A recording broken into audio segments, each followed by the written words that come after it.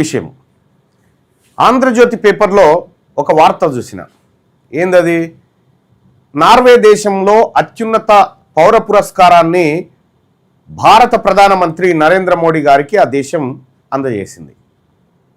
అయితే అంతకంటే ముందు రోజే నార్వేకి సంబంధించినటువంటి ఆ దేశ ప్రధాని ఒక కీలకమైనటువంటి వ్యాఖ్యలు చేసిండు. ఏమని? భారత్లో పత్రికా స్వేచ్ఛ లేదు అని. భారత్లో పత్రికా స్వేచ్ఛ లేదు, భారత్ చాలా పత్రికా స్వేచ్ఛను అణిచివేస్తూ ఉంది. మరి అయినా పురస్కారం ఎందుకు ఇచ్చారు? ఇక్కడ స్వేచ్ఛ బాగుండాలి, ప్రజల జీవన విధానం బాగుండాలి, దేశ ఆర్థిక ప్రగతి బాగుండాలి, వీటన్నిటికీ కారణమైనటువంటి ప్రధానమంత్రి అయితే అక్కడ అత్యున్నత పురస్కారం ఇవ్వాలి. కానీ అదేది జరగకుండా ప్రధానమంత్రికి అత్యున్నత పురస్కారం చాలా దేశాలు ఇచ్చినాయి. ఇంకా ఈ మధ్యకాలంలో ఆ అత్యున్నత పురస్కారాలు అందుకోవడానికి ఓ విశ్వగురు గారు ఆ పర్యటన ప్రారంభించిండు ప్రపంచవ్యాప్తంగా. ఈ దేశం, ఈ కథ, ఇదంతా ఆయనకు జాంతనై. ఇక్కడ పత్రికా స్వేచ్ఛ, భారతదేశంలో 4th ఎస్టేట్స్ ఉంటాయి. ఒకటి, ఇక మనకు న్యాయ వ్యవస్థ గురించి తెలుసు. న్యాయ వ్యవస్థలో భారతదేశం ఎక్కడుంది? 4th ఎస్టేట్గా పిలువబడుతున్నటువంటి పత్రికా స్వేచ్ఛలో ఎక్కడుంది? ఎగ్జిక్యూటివ్లో ఎక్కడుంది? రాజకీయ నాయకుల్లో ఎక్కడుంది? ఈ 4 స్తంభాలను చూస్తే నరేంద్ర మోడీ పచ్చి మోసం చేస్తూ భారతదేశాన్ని మరొక 10 సంవత్సరాల వెనక్కి తీసుకుపోయినటువంటి లెక్కలు బయటకు వస్తాయి. చాలా క్లియర్గా అర్థం చేసుకోండి.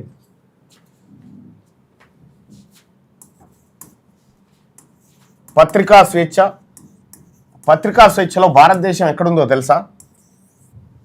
పత్రికా స్వేచ్ఛలో భారతదేశం ఎక్కడుందంటే నార్వే ప్రధాని చెప్పింది ఎస్, ఎగ్జాక్ట్లీ 100%. భారతదేశంలో పత్రికా స్వేచ్ఛ ఖతం చేసిండు.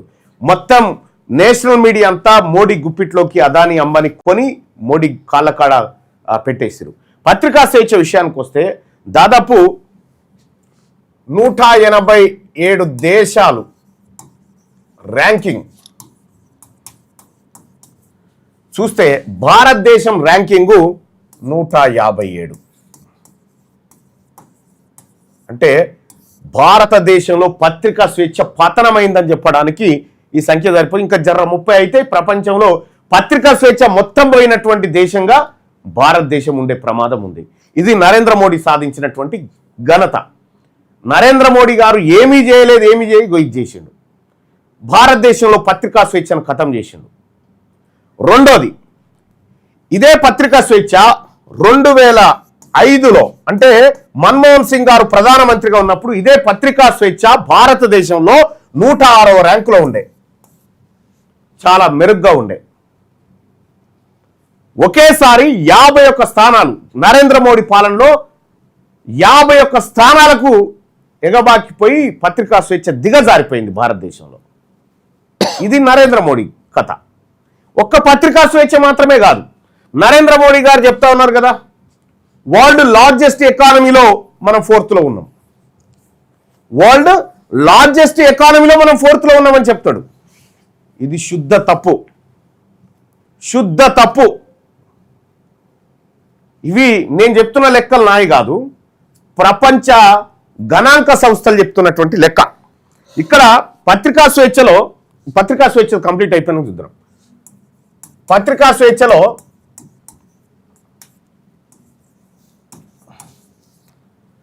మన మోడీ గారు చెప్తా ఉంటారు కదా, బంగ్లాదేశ్ ఇట్లా, నేపాల్ ఇట్లా, మాల్దీవులు ఇట్లా, ఇవి చెప్తా ఉంటాడు కదా, మయన్మార్ ఇట్లా. వీటన్నిటికనికే వెనుకబడ్డది భారతదేశం పత్రికా స్వేచ్ఛలో.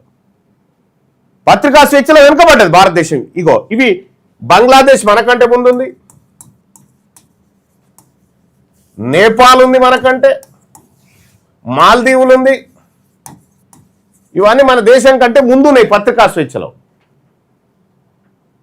ప్రపంచంలో పత్రికా స్వేచ్ఛ ఎక్కువగా ఉన్న దేశాలు నార్వే, ఫిన్లాండ్, స్వీడన్. ఈ దేశాలలో ముందున్నాయి.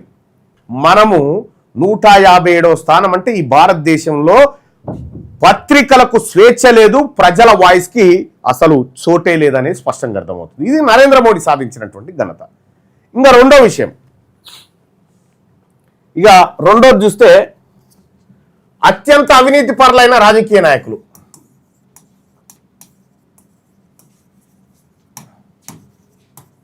అత్యంత అవినీతి పరులైన రాజకీయ నాయకుల జాబితా తీస్తే భారత్ 91వ స్థానంలో ఉంది 187 దేశాల్లో. 91వ స్థానంలో భారతదేశం ఉందంటే సిగ్గుచేటు. నరేంద్ర మోడీ గారు ప్రధానమంత్రి అయిన తర్వాత అవినీతి పరుల జాబితా పెరిగింది. అవినీతి పరుల జాబితా పెరిగింది.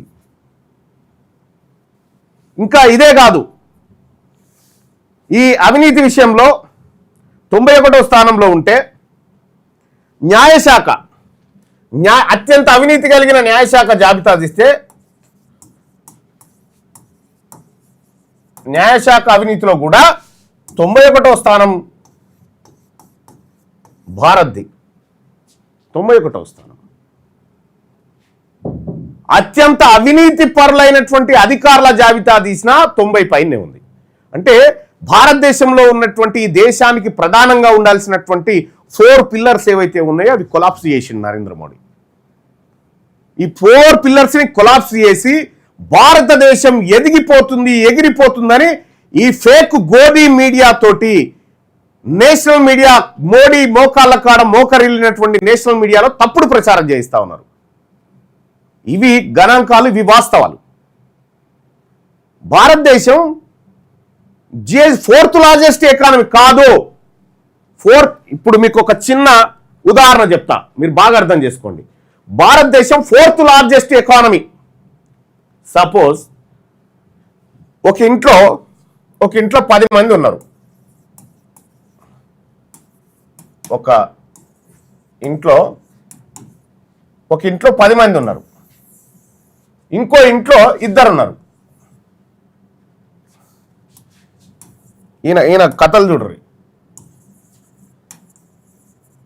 ఇంకో ఇంట్లో 2 ఉన్నారు. 2 మాత్రమే ఉన్నారు. ఇప్పుడు ఏం చెప్తున్నాడు ఈయన? 4th లార్జెస్ట్ ఎకానమీ ఎట్లా అని చెప్తా ఉన్నాడు అంటే, మా ఇంట్లో రోజు 2 కిలోల బియ్యం వండుతామా? మా ఇంట్లో 10 మంది అంటే 3 కిలోలు వండుతాం. రోజుకు 3 కిలోల బియ్యం వండుతాం మా దగ్గర అని వీళ్ళు చెప్తా ఉంటే, వీళ్ళు మేము రోజు పావు షేర్ పెట్టుకుంటామని చెప్తా ఉన్నారు. పావు కిలో. చూసిరా, మనమే ఎక్కువ బియ్యం వండుతున్నాం, మనది లార్జెస్ట్ అని చెప్తా ఉన్నాడు. ఇది మోసం. మొత్తం పర్ క్యాపిటా ఇన్కమ్ తీస్తే ప్రపంచ దేశాల్లో 146వ స్థానంలో ఉంది భారత్. 146వ స్థానంలో ఉంది. అంటే మనం సోమాలియాకు, ఉగాండాకు అటువంటి దేశాలకు చాలా దగ్గరలో ఉన్నాం. ఇది నరేంద్ర మోడీ ఏలుబడి. ఈ దేశంలో భారతీయ జనతా పార్టీ అధికారంలోకి వచ్చిన తర్వాత జరిగినటువంటి విధ్వంసం ఇదంతా. మీడియాలో రాహుల్ గాంధీ గారు ఏం చేస్తా ఉన్నాడు? నేషనల్ మీడియా మీద ఫైట్ చేస్తా ఉన్నాడు, మోడీకి అమ్ముడు పోయిందని. ఇక్కడ తెలంగాణలో ఇక్కడున్న మీడియా చేస్తుంది గదే, నేను చేస్తున్న ఫైట్ గిదే. మీడియా అబద్ధాలు చెప్తుంది, మీడియా తప్పుడు కథనాలు ప్రచురిస్తూ ఉంది, మీడియా డబ్బులకు లొంగిపోయి అధికార యంత్రాంగం దగ్గర లేదంటే రాజకీయ పార్టీల దగ్గర మోకరిల్లింది. మీడియా ప్రజలకు వాస్తవాలు చెప్పడాన్ని బంద్ చేసింది. అందుకోసమే పత్రికా స్వేచ్ఛ పూర్తిగా దిగజారిపోయింది ఈ దేశంలో. ప్రజలారా గుర్తుపెట్టుకోండి, ప్రజలకు ట్రాన్స్పరెన్సీ ఉండాలి. ఎక్కడ ఏ ప్రభుత్వం ఏ చిన్న పని చేసినా, మీరు సపోజ్ స్విట్జర్లాండ్ తీసుకోండి. స్విట్జర్లాండ్లో ప్రభుత్వము ఈ గల్లీలో రోడ్డు వేయాలంటే ఆ గల్లీలో ఉన్నటువంటి ప్రజల అభిప్రాయం అంతా సేకరిస్తుంది. సేకరించి వెయ్యాలా వద్దా, అక్కడి మెజారిటీ ప్రజలు వేయాలి అంటేనే వేస్తుంది, లేదు అంటే రోడ్ క్యాన్సల్. ఎందుకు? అక్కడ రైట్ టు రీకాల్ ఉంది. అక్కడ రైట్ టు రీకాల్ ఉంది. నేను ప్రజల మాట పట్టించుకొని నేను గెలిచిన, నేను రోడ్ వేసేస్తా ఏమన్నా కానీ అంటే, లే మా బిడ్డ మా ఓటు మాకు వాపస్ ఇచ్చేయాలంట. Right to recall. అగో ఆ రైట్ టు రీకాల్ను ఈ తెలంగాణ గడ్డ మీద తీసుకురావాలనే కంకణం కట్టుకొని ఉంది తెలంగాణ రాజ్యాధికార పార్టీ, ట్రాన్స్పరెన్సీ కోసం. వన్స్ ఒక్కసారి అది వచ్చిందంటే రైట్ టు రీకాల్, ఈ రాష్ట్రంలో అవినీతి చేయాలన్నా, రాజకీయ నాయకుడు ఎవడన్నా తప్పు చేయాలన్నా లాగులు దడిచిపోతాయి. ప్రజల చేతికి పవర్ఫుల్ అస్త్రం అవుతుంది రైట్ టు రీకాల్. ఆ రైట్ టు రీకాల్ను తీసుకురావాలనేది తీన్మార్ మల్లన్న చాలా కాలం నుంచి పోరాడుతున్నటువంటి మాట. దాన్ని ఖచ్చితంగా నేను ఆ రైట్ టు రీకాల్ బిల్లు శాసన పరిషత్తులో పెట్టడానికి ప్రయత్నం చేస్తే ఇది ఇక్కడ పెట్టడానికి వీల్లేదు మల్లన్న, ఇది శాసన సభలో పెట్టాలంటే నేను 2-3 ఎమ్మెల్యేలను కూడా బతిలాడిన, అన్న ఇది ప్రైవేట్ బిల్గా పెట్టండి అని అంటే వద్దన్నా వద్దు, మేము పెట్టలేము, మేము వేరే పార్టీలలో ఉన్నామని చెప్తా ఉన్నారు. సో తెలంగాణ ప్రజలారా, ఇట్లాంటి ట్రాన్స్పరెంట్ ప్రభుత్వం రావాలి. ఒక ముఖ్యమంత్రి సచివాలయంలో కూర్చుంటే సచివాలయంలో ముఖ్యమంత్రి ఎవరిని కలుస్తున్నాడు, ఎవరెవరు ఆయనతో భేటీ అవుతా ఉన్నారు, ఏ అంశం మీద భేటీ అవుతా ఉన్నారో సచివాలయం బయట టీవీ పెడితే ప్రజలు చూడాలి. ప్రతి ఎమ్మెల్యే క్యాంప్ ఆఫీస్ ముంగట టీవీ ఉండాలి. ఈ రోజు అందుబాటులో ఉన్నాడా, ఏం చేస్తా ఉన్నాడు ఎమ్మెల్యే ఏ ఊర్లో పర్యటిస్తా ఉన్నాడు, ఎవరిని కలుస్తా ఉన్నాడు, ఏ అభివృద్ధి కార్యక్రమంలో ఉన్నాడు, లేకపోతే ఆయనను రియల్ ఎస్టేట్ నాయకులు కలుస్తా ఉన్నారా, లేదంటే దోపిడీదారులు కలుస్తా ఉన్నారు, ఇది ప్రజలకు ప్రత్యక్షంగా కనబడాలి. అటువంటి సిస్టమ్ రావాలి ఈ తెలంగాణలో. ఆ సిస్టాన్ని తెచ్చేది ఒక తెలంగాణ రాజ్యాధికార పార్టీ మాత్రమే. తెలంగాణ రాష్ట్రంలో ఉన్నటువంటి ప్రజలారా, ఇంత గొప్ప గవర్నెన్స్ తీసుకురావాలన్నా, లేదంటే మారిపోయినటువంటి పరిస్థితులకు అనుగుణంగా ప్రజల చేతికి బ్రహ్మాస్త్రాలు ఇవ్వాలన్నా, పత్రికా స్వేచ్ఛను కాపాడాలన్నా అది తెలంగాణ రాజ్యాధికార పార్టీతో మాత్రమే సాధ్యమవుతుంది. ఈ పార్టీలకు అన్నిటికీ మీడియాలు ఉన్నాయి కాబట్టి అవి తమ మీడియాకు అనుకూలంగా నచ్చని మీడియా పైన దాడులు చేస్తూ ఉంటాయి. ఇలా తెలంగాణ రాష్ట్రంలో ప్రజలే మీడియాగా భావిస్తున్న తెలంగాణ రాజ్యాధికార పార్టీ క్లియర్గా ఒకటే మాట చెప్తా ఉంది. తెలంగాణ తలరాత మారాలన్నా, తెలంగాణలో ప్రజల గోస తీరాలన్నా, అవినీతిని అరికట్టాలన్నా ఒక ట్రాన్స్పరెన్సీ గల నాయకత్వము లేదంటే ప్రభుత్వము మీ ముందుకు రావాలన్నా అది తెలంగాణ రాజ్యాధికార పార్టీతోనే సాధ్యం. బల్లగుద్ది చెప్తా ఉన్నా. వీటన్నిటి వైపు ప్రజలు ఇవాళ ఆలోచిస్తున్నారు కాబట్టి తెలంగాణ రాజ్యాధికార పార్టీకి ప్రజలు ఎక్కడ పోయినా బ్రహ్మరథం పడతా ఉన్నారు. ఎక్కడికి పోయినా ప్రజలు ఇది మా పార్టీ వచ్చింది, మా బీసీల పార్టీ వచ్చింది. మెజారిటీ ప్రజల చేతుల్లో ప్రభుత్వాలు ఉన్నప్పుడే మెజారిటీ ప్రజలకు, ఆ దేశానికి, ఆ రాష్ట్రానికి మంచి జరుగుతుంది. ఇది క్లియర్. అందుకోసమే తెలంగాణ రాజ్యాధికార పార్టీలో చేరండి. ఇది మన పార్టీ. 2029లో బీసీలు ప్రభుత్వాన్ని అందుకోబోతా ఉన్నారు. ఇక్కడ అందుకోబోతున్న ప్రభుత్వంలో మీరు కూడా భాగస్వాములు కావాలని చెప్పి యువతని ఆహ్వానిస్తా ఉన్నా. మీరు తెలంగాణ రాజ్యాధికార పార్టీలో చేరాలంటే మీరు చేయాల్సినటువంటి చిన్న కార్యక్రమం, ఎంతసేపు 5 నిమిషాలు కూడా పట్టదు ఈ కార్యక్రమం.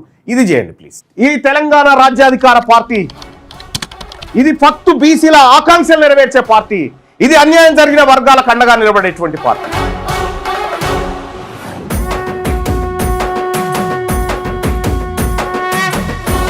తెలంగాణ రాజ్యాధికార పార్టీ చేరాలంటే 9866524314 ఈ నెంబర్ కు వాట్సాప్ లో మిస్ కాల్ ఇవ్వండి. ఈ నెంబర్ కి మీరు మిస్ కాల్ ఇవ్వగానే మీకు ఒక లింక్ వస్తుంది. ఆ లింక్ పైన